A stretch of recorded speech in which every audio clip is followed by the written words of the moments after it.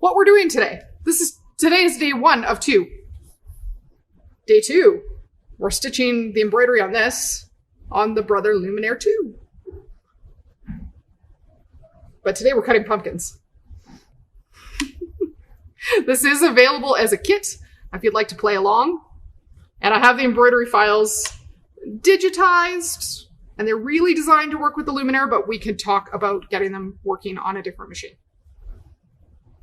So we're going to cut pumpkins and leaves. But yes, we're going to talk felt today and cutting felt on your Scan and Cut.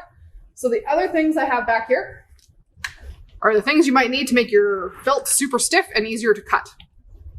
So I'm going to walk you guys through using Material Magic, which is some of the smelliest stuff out there, but it works great. And to get the same effect as with Material Magic, you'd have to layer your best press like 4 or 5 times. So you can do 4 or 5 layers of best press or a single layer of Material Magic, and you can get nice firm felt to cut. So that's what we're doing today. Let me show you guys how to work with Material Magic and felt. And we'll cut some batiks today as well. But first, let's talk about felt. So felt, when you get it, is nice and soft and cuddly. And it doesn't cut very well on the Scan and Cut because it's too soft and it's too squishy. So the way to make felt a whole lot happier is to stiffen it. And there's lots of ways to do that. So best press is one. I use Material Magic, and I have a slightly older bottle of Material Magic. So it might be the stinkier stuff. But what you can do, nice soft felt, hard cut. Nice firm felt, pretty easy to cut. So it's stiff like cardboard. So the way to get your felt stiff like cardboard, like this, is to not use a whole ton of Material Magic, but be conservative. And this, you might want to do this like the day before you plan on cutting it. But the easiest way to use Material Magic is to shove whatever you want stiffened in a Ziploc bag or a bowl. And then spray your Material Magic in with that, and don't breathe in. Wear a respirator if you have to. So sprayed a whole bunch in there. I'm going to do a couple more sprays because I have a piece of batik that can go in at the same time. So soft piece of batik. I'd like that stiff as well. That'll make me happier for the next project. I'm going to zip that up so I don't have to smell it. And then you can just squish and work that around. Take all the air out of that so it's easier to work with. This also keeps you from overusing the Material Magic. And it'll help you get it all moved through all the fabric evenly. And it's just fun. And the temptation when you've got something super crinkly like this is to iron it right away. Material Magic will burn if you iron it while it's wet.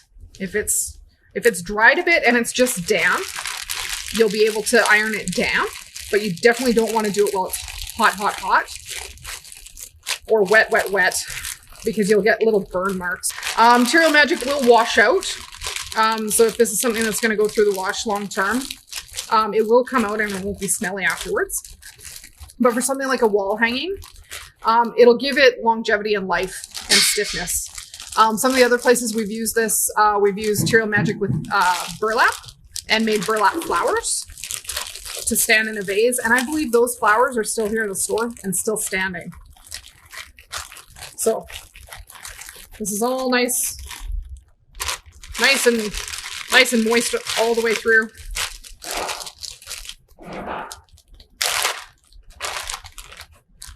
And then you can take it out. You can try wringing it out a little bit if you feel there's too much in there, but we didn't put very much in the bag. And then you can just hang this to dry overnight, both pieces. Or lay them flat to dry. I didn't have a flat place to hang things yesterday, so I hung mine on a hanger in my laundry room. So I'm sure all my laundry smells like Material Magic now. But those are ready to let dry, and then we'll iron those tomorrow. And then at this point, we're ready to, so the piece I did last night, still crunchy and kind of wrinkly. So at this point, you can iron this. You can use a little bit of steam, but don't breathe in while you're steaming this because the fumes from the Material Magic will come back to haunt you. I'm doing this at a wool setting because this is a wool blend felt.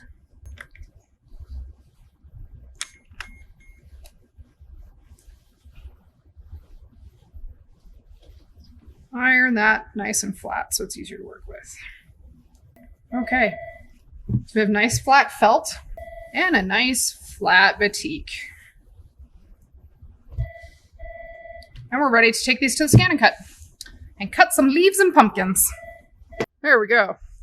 So the first thing I'm going to do, I'm using the newer version of the scan and cut. It's called the SDX 225. So the menus are a little bit different than if you have the older scan and cut. But there's lots of built-in designs on every scan and cut. So I'm going to walk you guys through how you might find some of those designs and get yourself some fancy little leaves cut for the fall season. And you wouldn't have to embroider these down. You could just machine stitch these leaves onto something like this banner we're doing. We're just going to get the machine turned on. I don't need to retrieve and resume my previous memory because I don't remember what I was doing last. So on board the machine, there's built-in patterns. So we're going to use some of those today. So when you click on that first box, you'll get into this screen, which is a whole bunch more folders. I know that the leaves on this machine are hiding in this folder, which is actually just a folder of more folders. And leaves are hiding in with those flowers. So anything on screen here that's multiple colors is designed to be cut out of multiple pieces. Like the planet Earth here is designed to be cut out of blue and green to give it that effect, and they would get layered.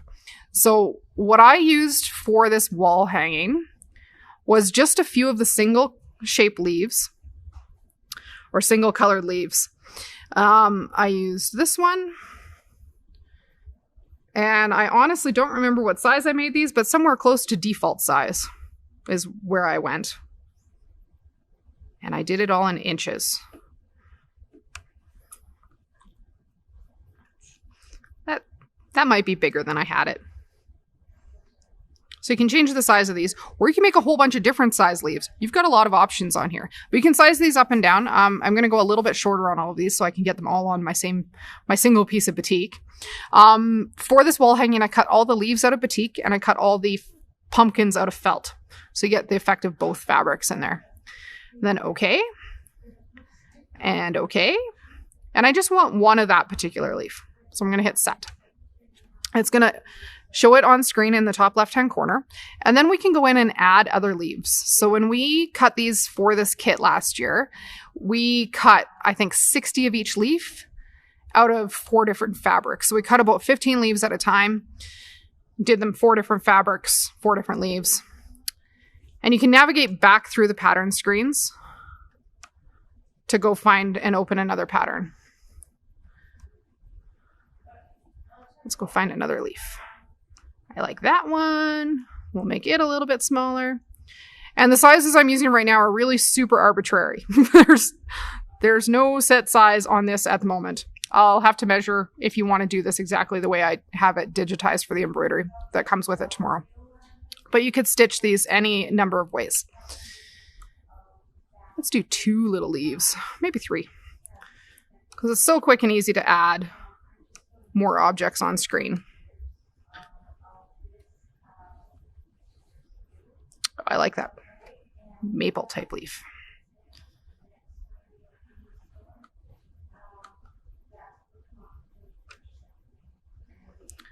So right now I've got 3 black lines on screen, 1 representing each leaf, and they're all still individual objects. My piece of batik is roughly 8 inches by 8 inches. Not that I've measured it. I cut it willy-nilly yesterday. So what we'll do is we'll grab a mat to cut on. And if you have the Scan and Cut SDX, Brother has a new mat to cut with your fabric. And so on the SDX only, this won't work on the older models, there's a new fabric mat. So this is super tacky and designed to hold your fabric in place. If you have an older Scan and Cut, you would have needed or even an earlier SDX, you would need a standard mat with a high-tack fabric support sheet on it to get all these things going. So when you're placing your fabric on your mats, you'll want to do this on a flat surface, of which I've successfully destroyed all my flat surfaces. Because you want to make sure you don't have any ripples in it as you're cutting it. So you can flatten your fabric onto that mat. And this would be the same if you were using an older model with the high-tack fabric support sheet. It just adds that extra layer of tack. With the high-tack fabric support or this fabric mat, just the tackiness of the mat's enough to pick up with your finger.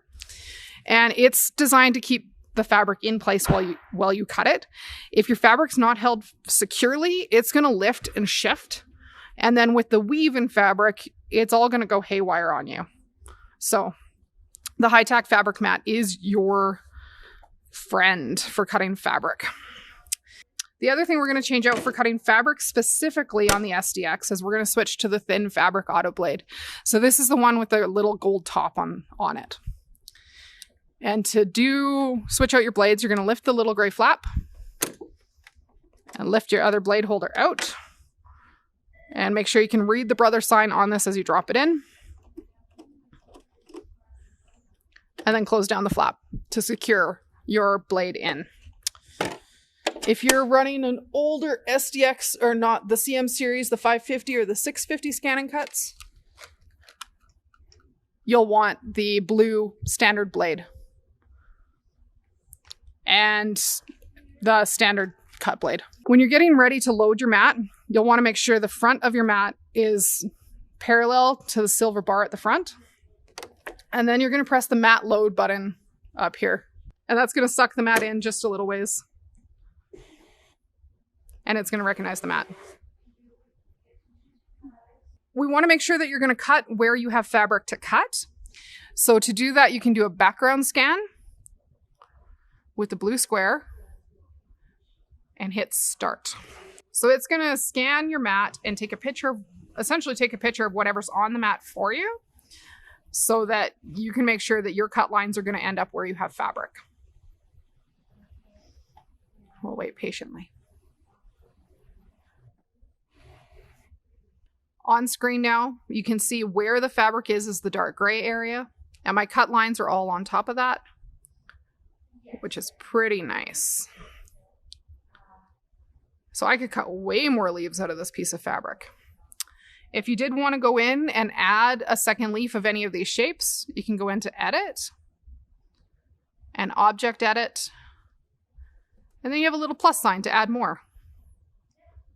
So I'd like 2 of that one. And I'd like 2 of that one. If I'm going to sit here cutting, I might as well cut all the pieces all at once. Make all the things. And then you can hit OK. So now we've got 6 little lines,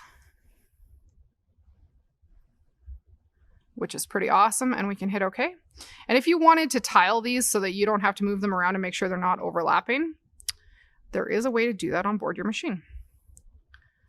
So in that funny little shape, you can scooch these up together.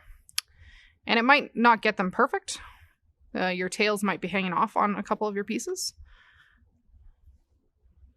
But you can just move those in. So they're all on top of fabric. So this is a way to conserve fabric and save what you're doing, which is awesome. And then if you're happy with this setup, we're going to hit OK. And we're going to tell it we want to cut.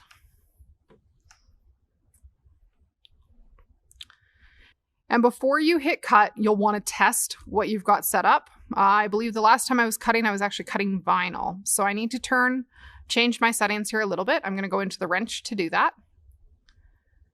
I'm going to go down. I don't need half cut on. I'm going to turn that off so it cuts all the way through my fabric. And cut pressure auto is usually okay. Cut them out 1 millimeters should be good and okay. And then I'm also going to add in a test cut. And this is your fail safe. your spot to check to make sure that your cutting's working the way you intend and that you don't waste a whole bunch of fabric or ruin a mat in the process. The SDX225 is much easier to work with on the test cuts because it does have the auto blade sensing. If you're running an older scan and cut, you'll need to manually adjust your cut depth and your cut pressure. So be careful. Start low and work your way up until you have a good cut. So I'm going to hit start, and it's going to do my test cut first. And let me check that test cut before moving onward to cut the rest of my leaf shapes.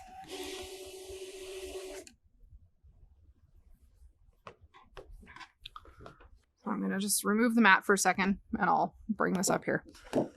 So my test cut is down in this corner here. You might hardly be able to see it because it cuts so cleanly, but you should be able to pull out that tiny little triangle that was the test cut. And if you lift the corner of fabric near that, you shouldn't have any marring in the mat. Might have a tiny little bit. This is a very, very new blade, but it's not a deep groove in the mat, which is what we're after. So I'm happy with my test cut, and I'm going to hit start and let it continue cutting the leaves. And to cut all 6 of these leaves takes 1 minute.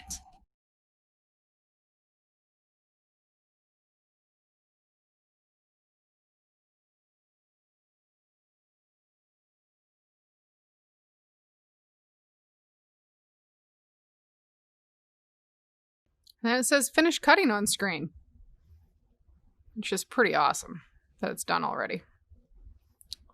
So, okay. And then we can eject the mat. And at this point, I'm all done cutting leaves. So I'm actually just going to hit the home key. And the scariest thing on every scan and cut is finding this screen that says okay to delete all patterns.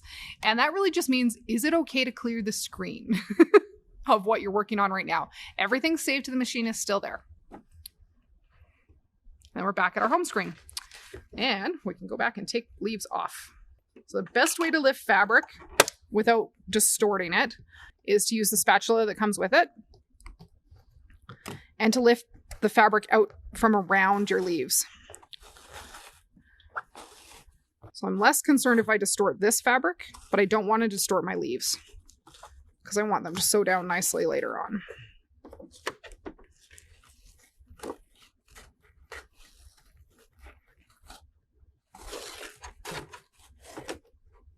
Pretty quick and painless, right, guys? And then when you go in, you can gently get your spatula underneath those leaves. And a brand new mat is always stickier. I like mats with a tiny little bit of lint on them already, just so they're not quite so sticky when they hold these pieces down. And I'm not concerned about the little bit of fraying on here. The way this particular project was designed, it is a raw edge piece, but that roughly look, or the fuzzy look that you get with this, is more reminiscent of leaves fall into the ground that aren't perfect anyway. That might have caterpillar nibbles out of them. They might have been stepped on. There is a thinner spatula, the metal one that Brother has. Might be a better option for this. Whole bunch of leaves ready to go. Just between steps here, you'll want to make sure you get all the chunky fibers off, because you don't want those up underneath your next piece of fabric. So the longer threads, take those off, but don't worry about the really fine dust. It'll help in the long run to have a little bit of that on there. I think that's all the fuzz we're getting off. And then we can do the same thing with our felt and cut a pumpkin.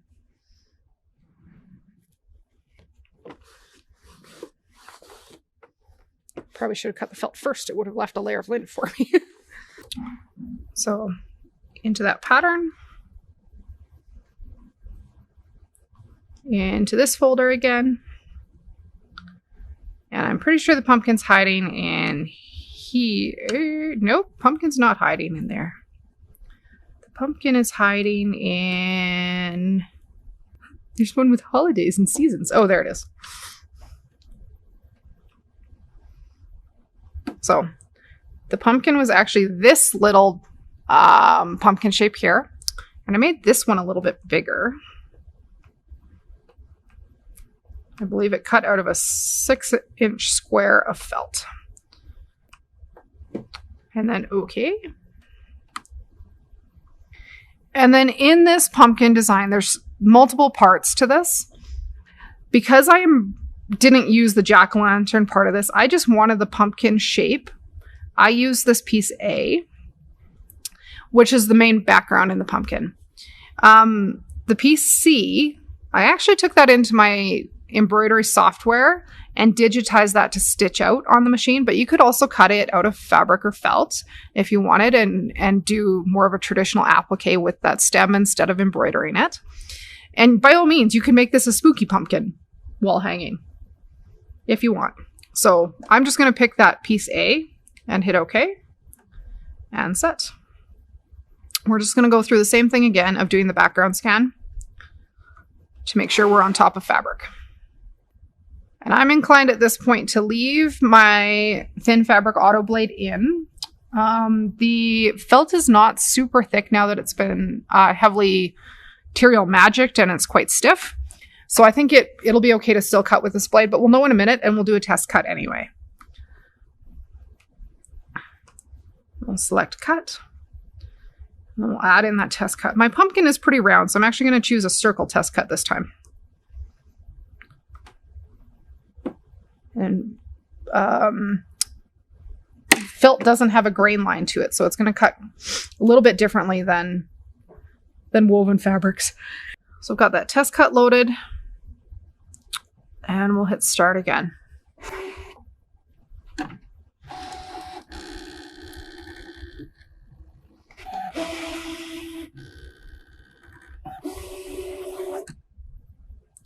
Okay.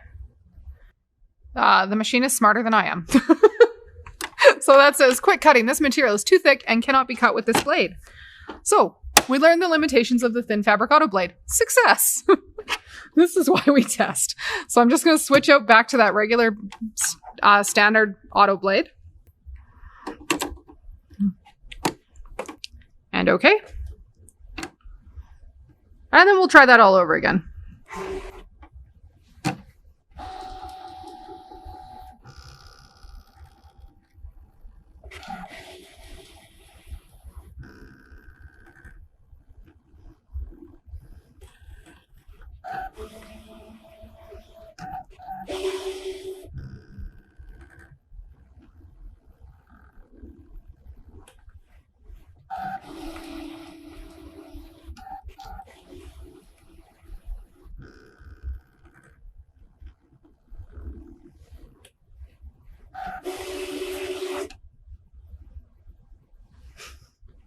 And we'll check this test cut.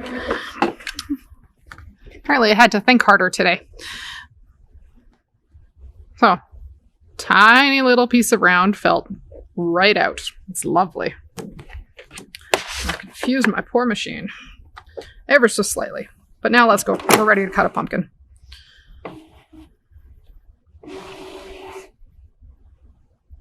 If our test cut's good, we can just hit start and let it do its thing.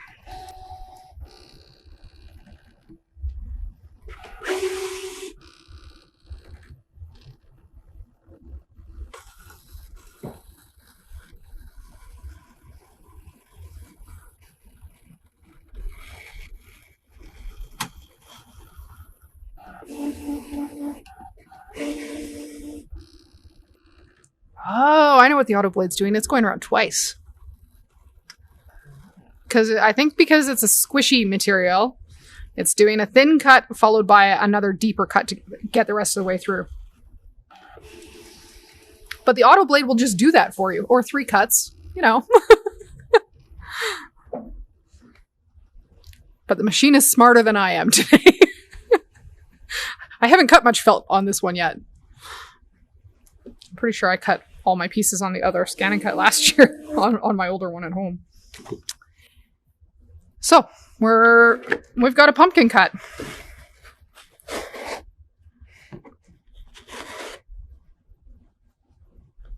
Fantastic.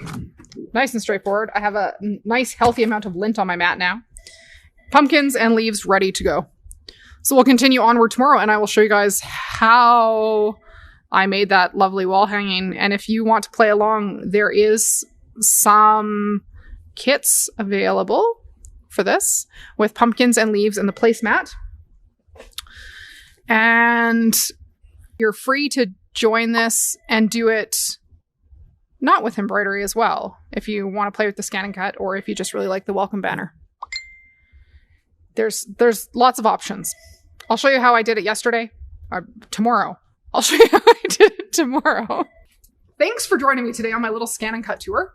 And I look forward to showing you the rest of this tomorrow. It'll be good. So good. Be safe, be kind, be calm, and we'll see you guys tomorrow.